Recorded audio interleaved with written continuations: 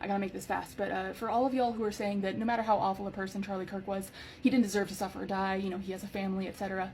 I expect that each of you has been at least equally as outraged on behalf of the innocent black men and women who are killed by police on a regular basis here in the United States simply for the crime of existing.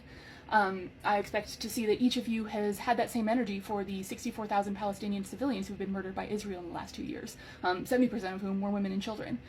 And I expect that each of you maintains that same unconditional compassion for both American-born citizens and legal immigrants, and the illegal immigrants who are just trying to make a better life for their children, for the families that they have, who the United States government is kidnapping without cause or due process, tearing their families apart and throwing them in concentration camps without adequate food, water, sanitation, medical care, hope of any kind of fair trial, or even in many cases release.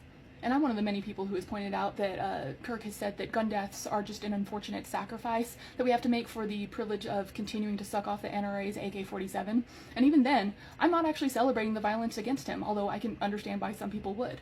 What I and many others are pointing out is that gun violence, like climate change, like school lunches, like healthcare, has no reason to be a political issue. In fact, it's a problem that we should all be wanting to solve, not perpetuate.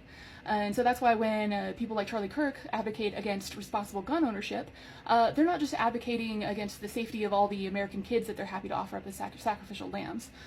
They are also advocating against their own safety. And it is demonstrated time and time again in tragic cases like this.